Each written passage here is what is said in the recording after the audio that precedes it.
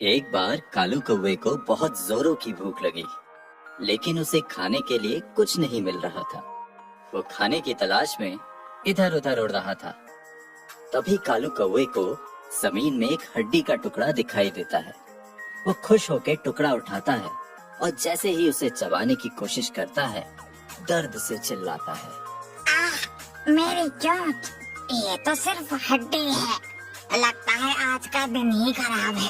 एक तो भूख से पेट में चूहे दौड़ रहे हैं, ऊपर से खाने को भी मिला तो सिर्फ हड्डी।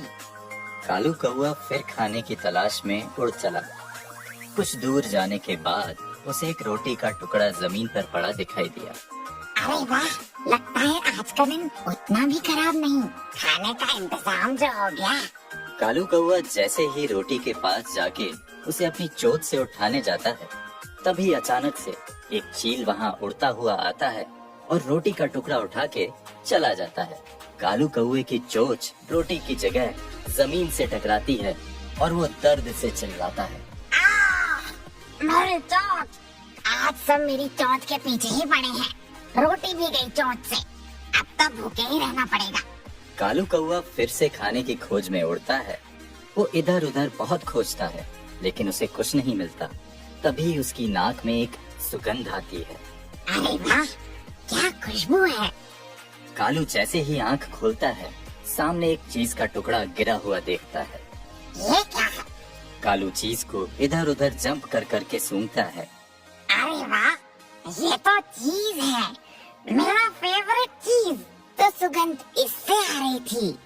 आज तो मेरी पार्टी हो गई। कालू कौवा चीज के आसपास खुशी से डांस करने लगता है। पार्टी पार्टी, चीज पार्टी। आज का दिन तो बहुत अच्छा है। कालू कौवा चीज का टुकड़ा उठाता है और एक पेड़ में बैठ जाता है ताकि आराम से चीज खा सके।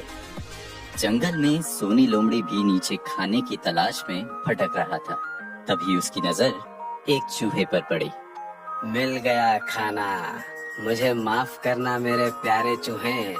आज तुम्हें मेरे मुंह के अंदर जाना ही होगा, क्योंकि अब मैं तुम्हें खाने वाला हूँ।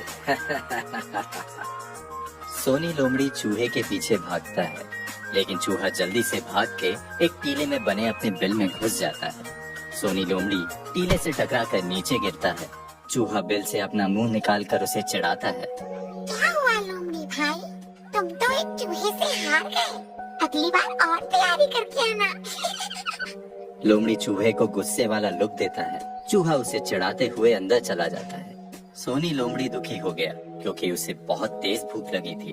वो दुखी होकर खाने की तलाश में आगे चलने लगा। तभी उसे कालू कौवे की आवाज सुनाई दी और आवाज सुनकर वो इधर उधर देखता है। ये आवाज कैसी? लगता है खाने का इंतजाम हो गया। खाना कहीं आसपास ही है। सोनी लोमड़ी इधर उधर देखता है, लेकिन उसे कोई नजर नहीं आता। तभी उसकी नाक में चीज की खुशबू पड़ती है। वाह, क्या सुगंध है। सुगंध इतनी अच्छी है तो खाना कितना स्वादिष्ट होगा। ये सोच सोच कर ही मेरे मुंह में पानी आ रहा है। सोनी लोमड़ी सुगंध का पीछे करते करते उसी पेड़ के पास पहुंच जाता है, जिसमें कालू कौवा अपनी चोंच में चीज का टुकड़ा पकड़ के बैठा था। सोनी लोमड़ी की नजर कालू कौवे पर पड़ती है। वाह, चीज। ये चीज तो किसी भी तरह मुझे खाना ही होगा। इस कौवे के साथ चीज खाने का तो मजा ही कुछ और होगा, वरना मेरे मुंह से पानी टपकता रह जाएगा और कौवा चीज के चटकारे लेकर उड़ जाएगा। उससे पहले कुछ करना होगा। सोनी लोमड़ी चुपके से पेड़ के पीछे जाता है और जोर से जंप मार के पीछे से कालू को पकड़ने की कोशिश करता है, लेकिन कालू तक पहुंच नहीं पाता और धड़ाम से नीचे गिरता है। चीज को पाने की सोनी लोमड़ी की कोशिश काम नहीं आई, क्योंकि कालू कौवा बहुत ऊपर बैठा था। ये देख सोनी लोमड़ी चीज को खाने की कोई और तरकीब सोचने लगा। तभी उसे एक आइडिया आया। वो कालू के पास गया और उसकी तारीफों के पुल बांधने लगा। सोनी लोमड़ी पेड़ के सामने कालू के पास जाता है। कालू मेरे दोस्त, तो वो तुम हो? वही मुझे लगा कि इस जंगल में इतना सुरीला गाने वाला कौन है, और उस पेड़ पर बैठे तुम कितने जच रहे हो। ऐसा लग रहा है जैसे जंगल का राजा अपने ऊंचे सिंहासन में बैठा हो और तुम्हारी आवाज तो गुड़ से भी मीठी है, जिसे सुन मैं खुद को रोक ही नहीं पाया। क्या मेरी आवाज? इस बात पे तो मैंने कभी ध्यान ही नहीं दिया। कालू विजुअलाइज करता है कि वो राजा के सिंहासन में क्राउन पहन के बैठा है और गाना गा रहा है और तालियों की आवाज आ रही है। अब सोच क्या रहे हो कालू? जल्दी से एक गाना सुनाकर मेरे कानों को तृप्त कर दो। अब मुझसे और इंतजार नहीं हो पाएगा। मैं तुम्हारा गाना सुनकर पूरे जंगल वासियों को तुम्हारी इस अद्भुत कला के बारे में बताऊंगा। तुम ही हो इस जंगल की आन बान और शान, कालू महान। अब तो इसे गाना सुनाना ही पड़ेगा, तभी तो जंगल में मेरी इस कला का पता चलेगा। कालू चीज पकड़े हुए गुनगुनाने लगता है। सोनी लोमड़ी ये देख टेंशन में आ जाता है। ये तो चीज को छोड़ने का नाम ही नहीं ले रहा। कुछ तो करना होगा। ये क्या कर रहे हो कालू?